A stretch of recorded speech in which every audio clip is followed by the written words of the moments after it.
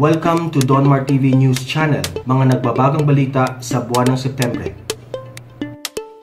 Secretary, on a different topic, sa fish kill po sa Manila Bay, DENR is denying that it is related to the White Sand project.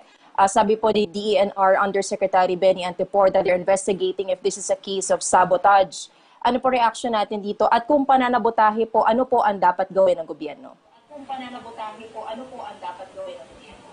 Well, hindi ko po alam kung meron ang sabotahe, pinag-aaralan pa po yan.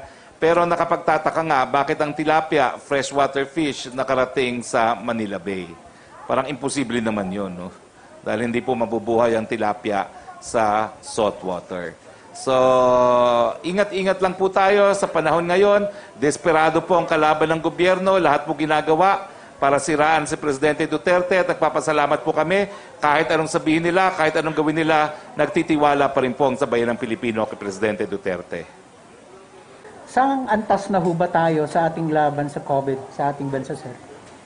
Ay paulit-ulit ko na po sinasagot yan kasi yung mga nagsasalita naman, yan yung walang mabuting nakikita sa ginagawa ng gobyerno dahil hindi po sila makaantay ng 2022. Atat na sila mabalik sa kapangyarihan. Sabi ko nga, mga gahaman sa kapangyarihan.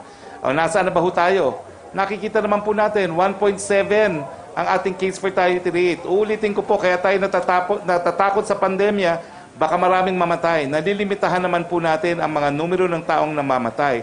Ito po ang pinakamagaling na testing SARS sa buong mundo. Iisa lang laboratory, more than 100 in less than 4 or 5 months. At in fact, from one laboratory na kaunting-kaunting natitest, we now have the highest testing in the whole of Southeast Asia, beating Japan and Vietnam. Yung mga hindi magsasabi na accomplishment yan, nagbubulag-bulagan, nagbibingi-bingihan, talagang nang nais lang ipabagsakin ang gobyerno ni Presidente Duterte. Okay, thank you, sir. O pagdating naman sa tracing, ano pang mapupula nyo sa tracing natin? Siguro ang pagkakamali, dapat mas maaga pang naging tracing SARS si Mayor Magalong. Yes.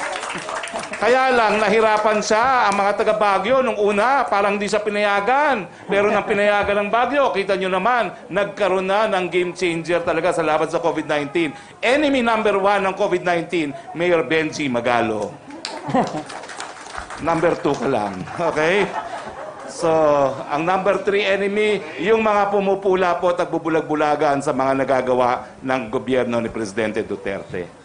Sir, just on the GSP Plus, sir, you mentioned earlier that parang we can't do anything if the EU decides to revoke these perks. But that's not exactly true. It's within the power of the Philippine government to prevent the revocation of these perks. So, sir, my question is, what will the Duterte administration do to ensure that this does not happen? Will we, for example, seek a meeting with the EU? What efforts will we exert so that our businessmen, our Philippine products won't suffer from this plan of this possible revocation? Alam mo, Pia, tama na siguro yung issue na yan. Kung gusto nilang dagdagan ang pahirap ng sambayan ng Pilipino sa panahon ng pandemya, so be it. We will accept that as history repeating itself. Tama na yung mga diskusyon na yan. Gawin nilang gusto nilang gawin. Sa mga panahon nito, if they want to implement it, go ahead. So you're not going to do anything, you're just going to let Philippine businesses suffer from contributor to the violation of right to life of the decisions to ignore human rights abuses. Paulit-ulit kasi, sinasabi nila, human rights violation, sinasabi natin, bukas sa mga hukuman, ayaw naman nilang maniwala, nandito naman, pwede naman silang pumunta rito, ang tingin nila, mukha tayong Somalia na field government, wala. I'm sorry, I'm being very undiplomatic in my answer, pero what else can I say? At the time of pandemic, they're threatening us. Sos Mariosep, what else do we lose?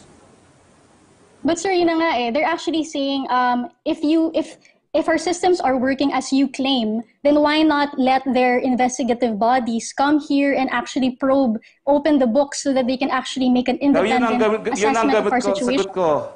Europe, go ahead. At the time of pandemic, the whole world will pay tribute to you. So sir, when will the government allow EU investigators to come here and look at all of the documents related to the drug war to press freedom? Hindi po, wala. Wala po. ang ating demokrasya ay nakikita ng lahat. Pero hindi po tayo makukuha ng pananakot sa panahon ng pandemya. Dahil we have hit rock bottom. Kasi that shows that you're hiding something, sir. Why not just open the book? Ewan ko ba? Anong tanong, Pia? Sinagot na kita. Yes, sir, yun nga. Will you, why are we not opening our drug war books and our documents and our investigative bodies to the investigations of other bodies? Everything is a matter of public knowledge. We have real numbers. Oh, wala kaming tinatago, so hindi ko maintindihan kung ano yung tanong mo. Secretary Hani, with the recent developments in the European Union, what impact would you see should the EU make good its vow to suspend the GSP Plus for Filipino goods going into Europe? How much would it be or it cost us in peso, in euro, or dollar terms? Would you have any idea? Wala na po kong idea. Alam ko po, talaga magiging masama yan sa ating bayan.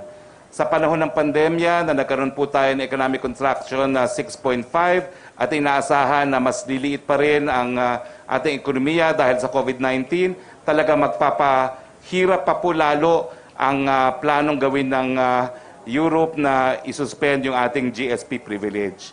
Kung gusto po nila yan, wala po tayong magagawa. Hayaan po nating panuurin nila na lalo maghirap ang sabayan ng Pilipino.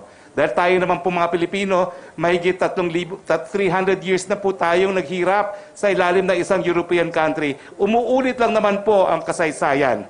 Tatanggapin din po yan ng mga Pilipino, pero tayo po'y makakaahon, taas noo, kahit anong gawin ng ating mga dating colonial masters. Sir, doon naman po sa move ng European Union, before I go to Secretary Vince po, no, ano po magiging hakbang ng gobyerno natin to, in a way, correct this disinformation na sinasabi nga po na ginagawa ng CPP-NPA?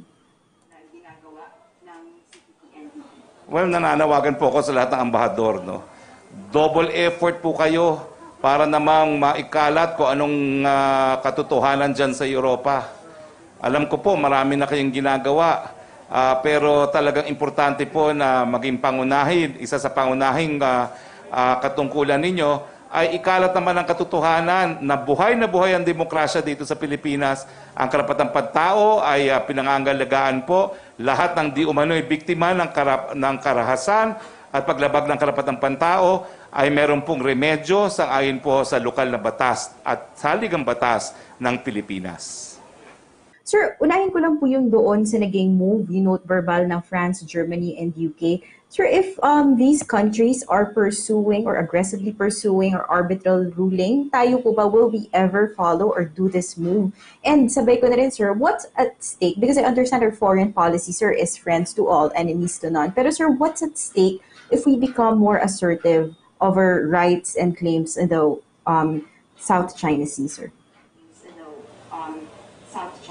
Alam nyo kasi hindi naiintindihan ng marami na yung decision itself is the victory. Yung pagkakaroon ng decision itself is the act of being assertive.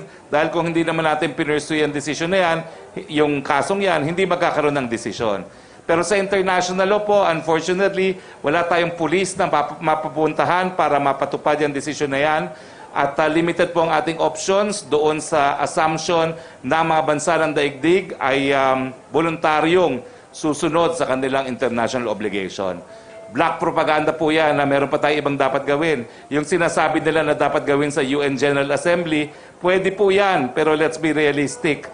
Hindi po natin masusway ang 197 member ng UN kung ang kalaban po natin ay China, dahil alam naman po natin, limited ang ating kakayahan at sa politika, money talks. Yan po talaga, even in international relations.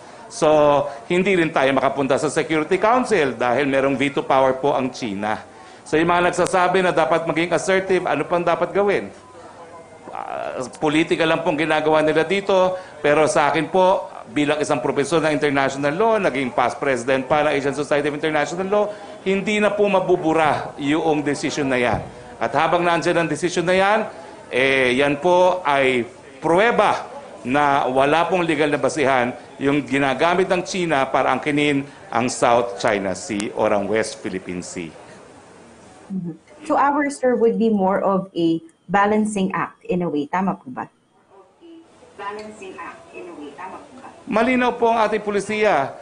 Talagang habang hindi natin nare-resolba itong conflicting claim to territories with China, isusulong natin yung po pwede nating isulong.